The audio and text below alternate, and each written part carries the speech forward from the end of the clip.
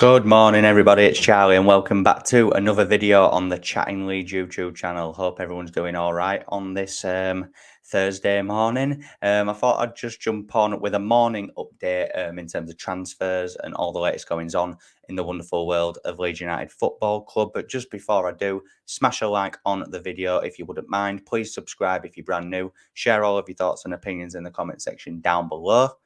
And yeah, let's get into it then. So, first up, Maxx, left back from PSV, who I have discussed on a previous upload. I did say that Leeds had apparently tabled a bid of up to €7 million to secure his signature. But it does look like now that Leeds United are very unlikely to sign Maxx, according to various outlets. Apparently, he isn't a left back that Leeds are considering at this moment in time. We are in for a left back. I think that's well known at the minute, obviously with Firpo's injury. Apparently, Jesse Marsch still sees Firpo as first choice left back when fit, even if we bring in another acquisition, which for me is just absolutely bonkers. I just don't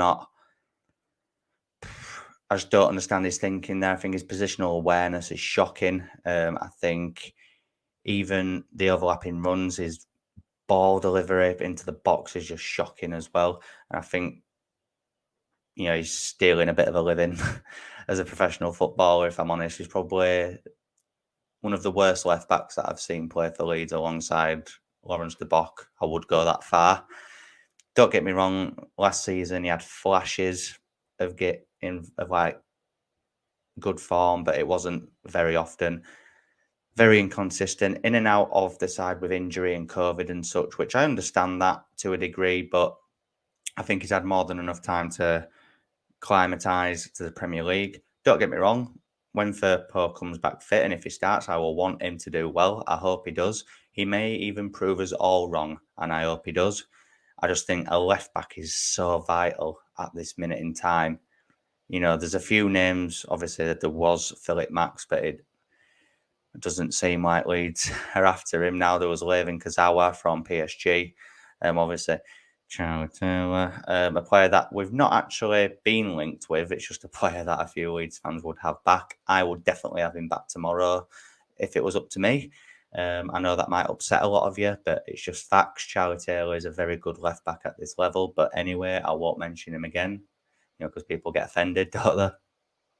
Based on something Gary Monk said. But anyway, we'll move on. Next bit of news, obviously, I did touch upon it.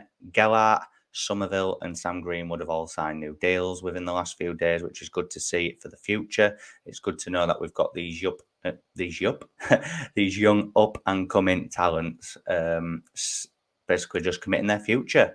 It was interesting to see that Somerville's got the number 10 shirt.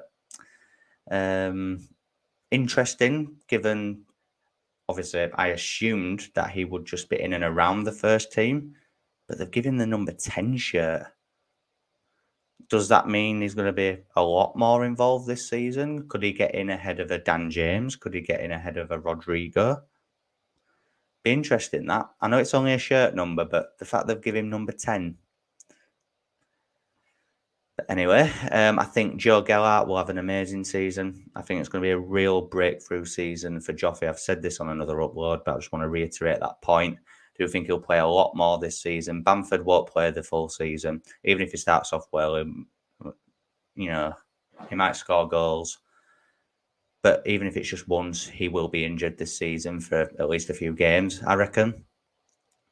We need another striker, which I will get onto in a second, but I think Joffrey can provide so much. I think in pre-season he showed everything that he can do. I think last season, in glimpses when he's come on, he's shown moments of brilliance, like the assist against Brighton.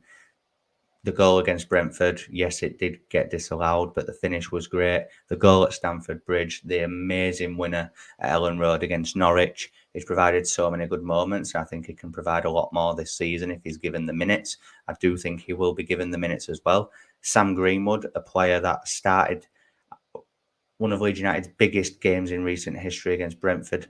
Jesse Marsch trusted him to start in that game at Brentford. Yes, in a midfield role, when he's not really a midfielder, but I think whatever role he's been asked to do, he's done very well.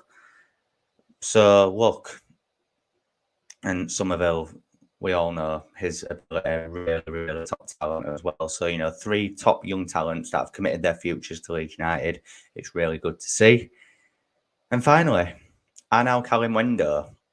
It did seem like Leeds United was slightly losing the race to sign him. I think PSG are really happy with him since he's come back from Lens, or is it Lons, however you pronounce it.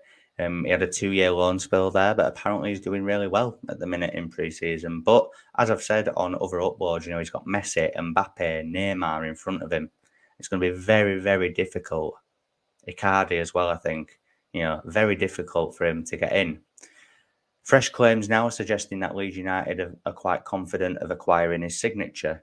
Now, how true that is, I don't know, because we've been from agreeing a fee to not in for him. Now we're back in for him. Who knows? Obviously, CDK has now gone to AC Milan. I don't think they've made it official yet, actually, but it looks like he is. So finally forget about him.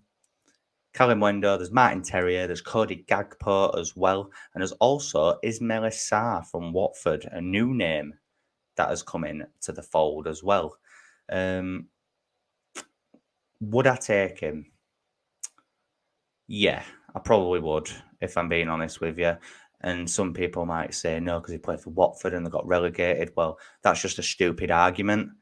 Just because he got relegated does not mean that he's a good player. Look at Nick Pope in goal for Burnley. He's signed for Newcastle. Do you think Newcastle fans are going, no, he played for Burnley because they got relegated? He's a top goalkeeper, so he's signed for Newcastle. Ismaila Sarr is a very good winger that can fit well in our system if we play with width. Obviously, there's Martin Terrier, which Leeds are apparently put off by the fee at 30 million quid. As Cody Gagpo is valued at about 25 mil. And then there's obviously Ismaila Sarr, which is also valued at 30 million. So the players that we're going in for are a little bit pricey, to say the least. But it shows that Leeds United are wanting to make moves. It doesn't look like we're going to have any new players in by the Wolves game now. You know, it's only 2 days away now, isn't it? So that's, you know, it is what it is. As long as we have a striker and a left back in by the end of August, I will be very happy. I think the first few games are very winnable. I think the team that we've got at the minute can do things in the opening few games. Obviously, there's Chelsea in there as well, which will be a big test. But as long as we give a good account of ourselves, as long as we can pick up points elsewhere, I think we'll be fine. Hopefully, fingers crossed. But yeah, obviously, there's a few names that I've just gone through there, guys. Hit me up in the comment section down below with who you would like to bring in before the end of this month. Smash that like button. Please subscribe. Share all of your thoughts and opinions in the comment section down below. And I'll see you tonight with my season predictions video. I'll see you in a bit. Cheers.